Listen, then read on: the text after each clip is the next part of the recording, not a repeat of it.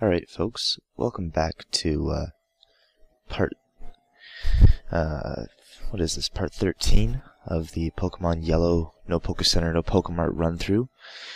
In our last episode we took down the Fighting Dojo as we slowly trained up Nidoking as well as Haunter, and I know it was a kind of boring part, but at the moment we're going to attempt to get Nidoking fully healed.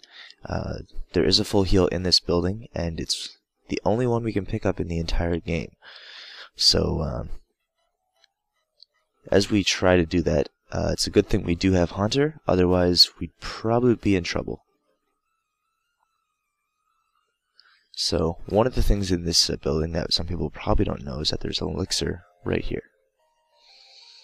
So, that's certainly going to help us on our way, and right now I just want to make sure that Haunter is at the front of the party, because screwing up at this point in the game is definitely not something we want to do.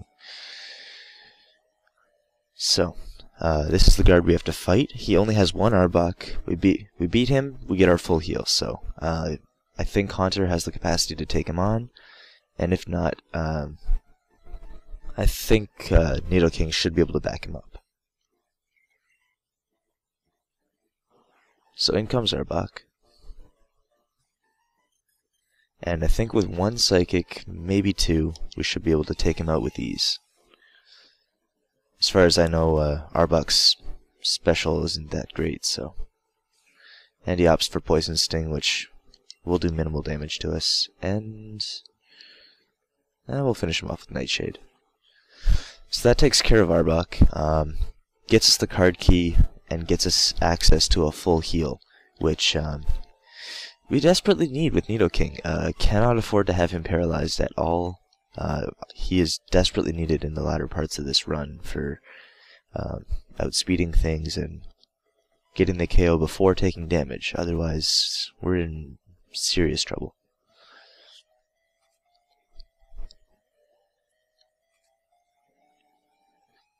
So, what you guys are about to see here, though, is probably the shortest path to getting to Giovanni.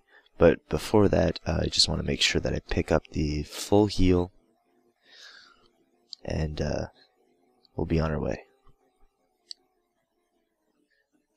Not only is there a full heal here, but there's also some very valuable items that we want to grab. Firstly, this is what we came here for, and that. This item here is an escape rope, so we're just going to skip it for now.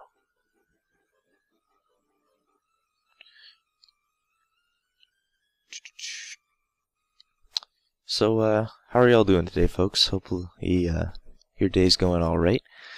I'm gonna have to have my day go really right as far as recording this goes. This is probably one of the scariest parts of the run, as, I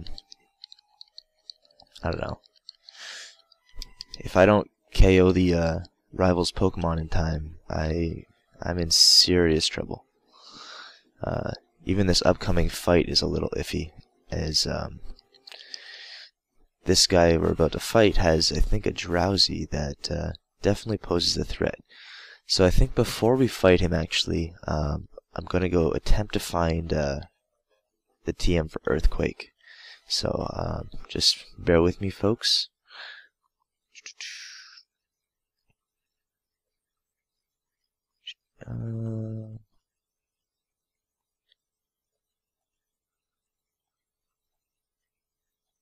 Alright, we're back.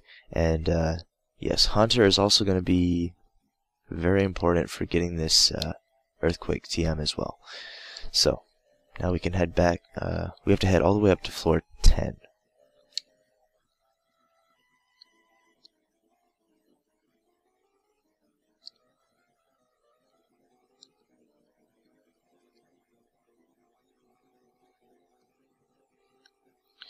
And yes, here we are.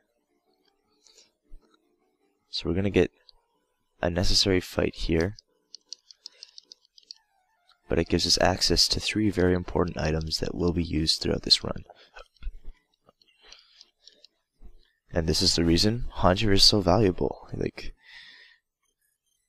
he does so much work when I otherwise wouldn't stand a chance. I'd take extra damage, and just hurts my use of potions and stuff in the long run. So, it's definitely showing the value. One Great Ball, and I think that's about all I've used on him so far, so definitely worth it. Sure, he's taken some experience from Nidoking and whatnot, but who cares? He gets through it without any damage and doesn't use up any potions, so may as well. So there's a rare candy, Earthquake, and a Carbos. So the Carbos will help Nidoking's speed because he's already relatively slow, and we want to make sure that he can kill stuff. So now we got to go back down to the 3rd floor.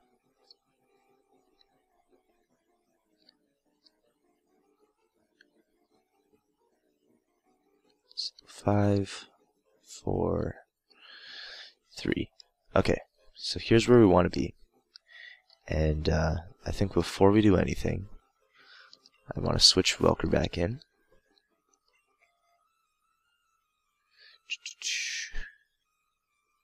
Just a second here, folks. Bear with me.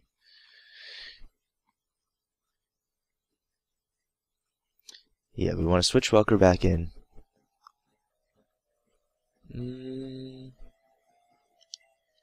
Maybe keep Haunter in for now. And I'm going to use that Carbos on him.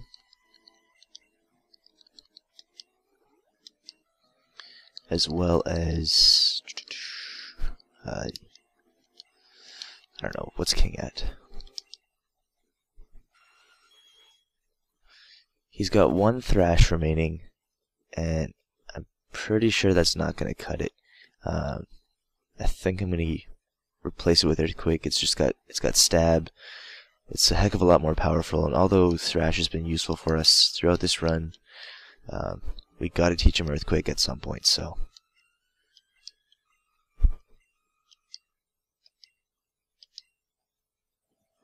So we'll be replacing...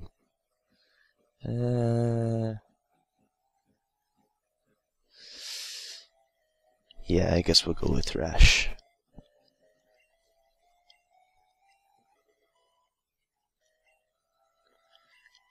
So with Thrash in hand, or with Earthquake in hand, I think this rocket fight should be no problem.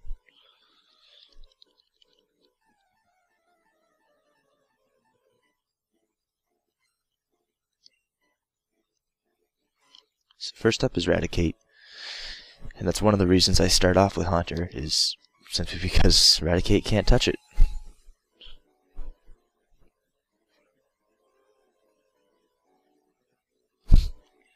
Good luck with that Hyper Fang, folks. Like, come on. It's a Haunter. What's he thinking? Good old Gen 1 AI, I guess. I don't know. So now we face a test. I need Nidoking to one-hit KO. Otherwise, there's a potential that Hypno could destroy me with Psychic, or even worse, put me to sleep. And we do not want that. So we need this to KO. And we do not want any sort of Psychic move striking back. And great, sweet.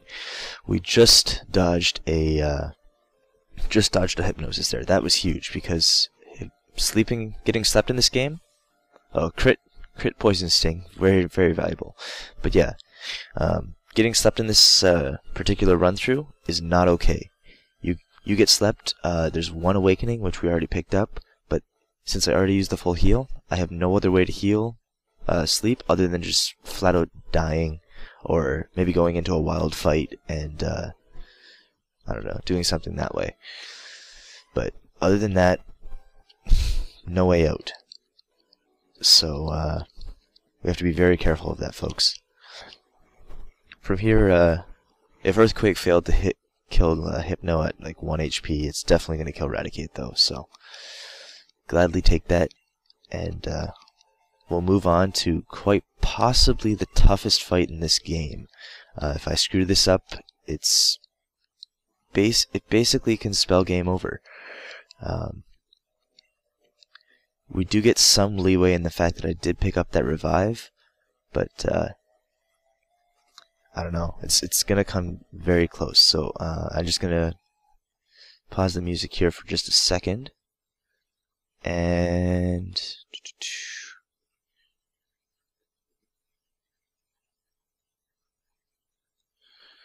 all right, we're back here, folks. Now, the reason this fight is so difficult is the fact that Gary here has one Pokemon in particular that will give Nidoking nightmares, and that's Cloyster, because he has such high physical defense. And I don't know, there's not much Nidoking can do to KO before Cloyster destroys him with Ice Beam, Aurora Beam, whatever he's packing. I think it's Aurora Beam and Clamp, which is water type. And so in order for Welker to get the KO, we're going to have to shoot, I didn't bring it with me. We're gonna have to go teach Nidoking Thunderbolt. It's not something I really want to do, but something we gotta do.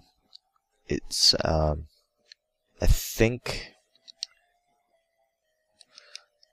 think Haunter might also have to be sacrificed in the exchange as well, just to get extra damage on it, which is something that also kind of bites.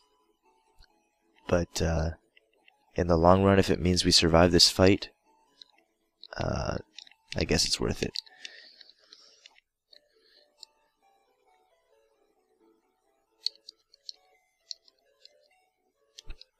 Oh, wrong one.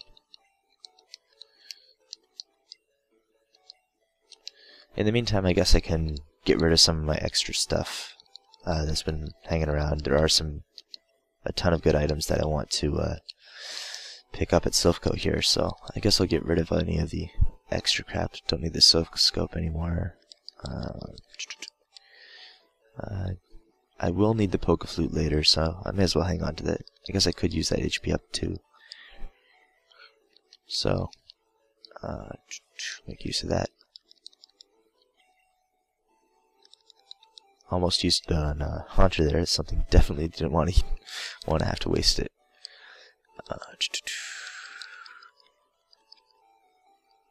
All right. So we're coming down to quite possibly the hardest fight. So hopefully you guys are prepared for this. It could spell game over right here if we screw it up. So we do not want to let that happen. So first things first, want to make sure Welker's at the front of the party, at least for Gary's first Pokemon.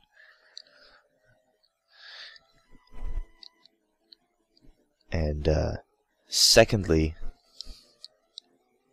we want to make sure that Haunter is able to take that hit. He's right now, he's at 47 HP, and Cloyster's not too far ahead of him in levels, so he should be fine. Here it is, folks, taking a deep breath as we prepare to fight Gary, or Eli Manning. Imagine this like the regular season duel that the Patriots and Giants had, so it definitely comes down to the wire. So hopefully I can win.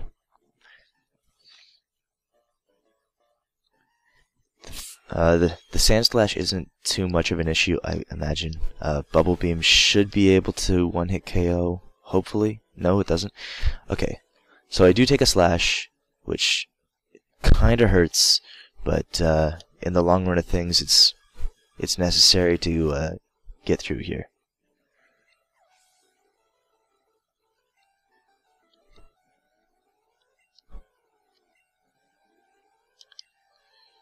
Alright.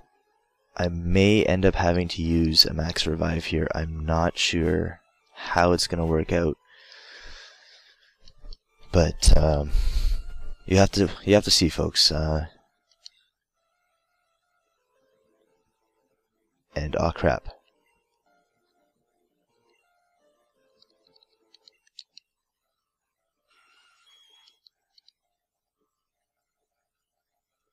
I didn't teach Nidoking Thunderbolt.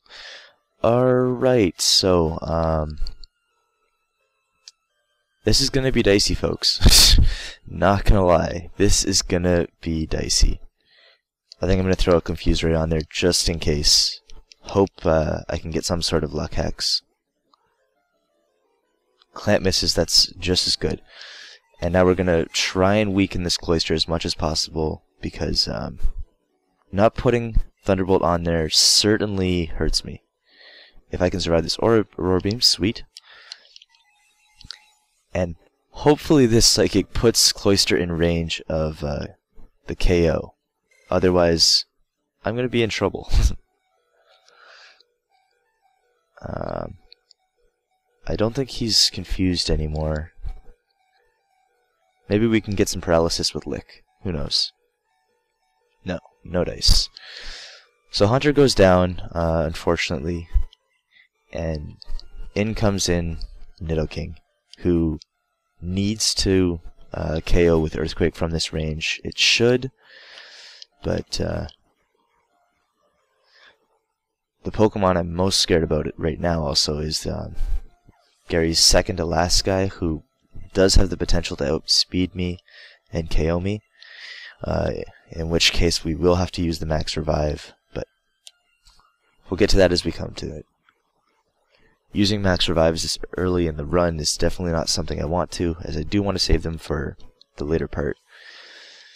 But luckily, Nidoking is doing work, and maybe that extra burst in speed right there will be able to net us the beating this Kadabra here. We don't beat it out, which does hurt, and he gets a crit on Confusion. So we're going to have to sacrifice someone here. I guess it's going to be Edelman. Either way, we have to use the Max Revive on Nidoking, and that's just how it works out. So here we go, and Nidoking has to survive whatever Kadabra throws at it, so hopefully that's the case. He wastes a turn with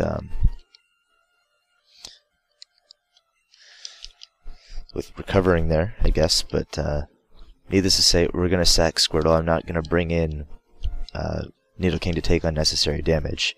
And here we go, folks. We only have 2 members of our party left. Confusion can't KO me here, hopefully.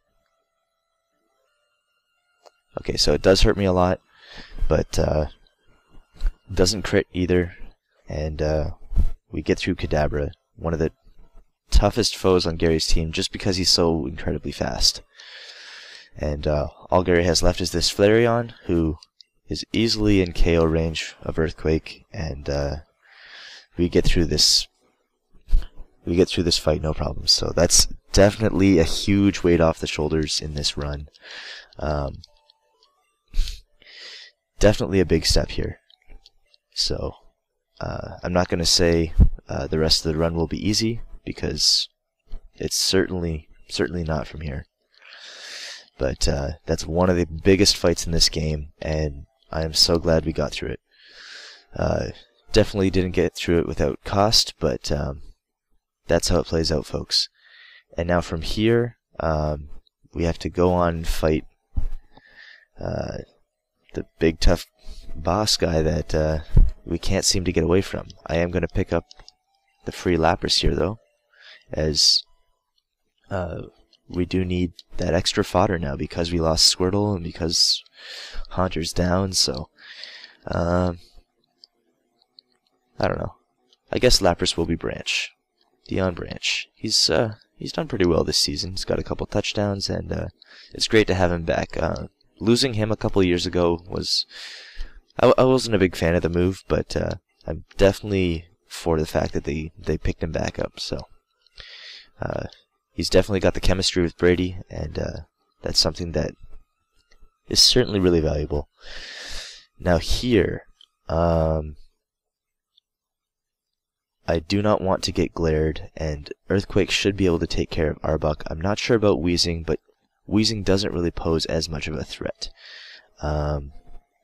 As far as Giovanni is concerned, the main thing is avoiding a slash with Persian. Other than that, I should be able to take his other Pokemon down. barring Nidoqueen magic, I guess I should say.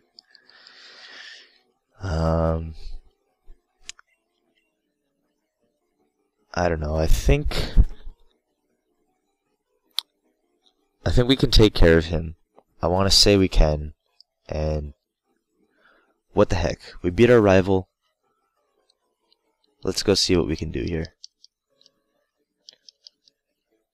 Let us not get paralyzed from Arbok again, because that happens again, and we basically have to let Nidoking die and revive him with a rare candy.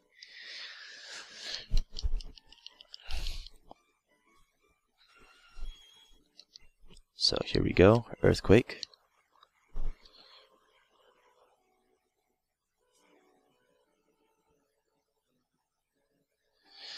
One shot, so that's good. If Weezing went down with its physical defense, Arbok is definitely going down. Sorry about that. And that means this fight is safe to say it's over. Although this fight wasn't really the one that I was worried about. Giovanni's Persian and his Nidoqueen arguably do pose a great threat. So hopefully the AI screws up. If not, it is going to get a little dicey. We may have to fodder out another Pokemon. And that is certainly not something I want to do. But if it comes down to it, it's just something we're going to have to work around. So here we go. The big head honcho of Team Rocket, Giovanni. We've already fought him once before, I think. So this is our second encounter. We fought him once before at the game corner, and here he is at Silph Co. I think he's the head of this company, or wants to be the head of this company. But we're not going to let him. So here Nidoking faces a tough task, killing his fellow, what you want to call it, fellow Pokemon family member, I guess. I don't know. Breed. So we take him down, and holy crap, this episode is really long. Did not mean to do that, folks. Hopefully you guys are okay with that fact, and I'm definitely okay with payday.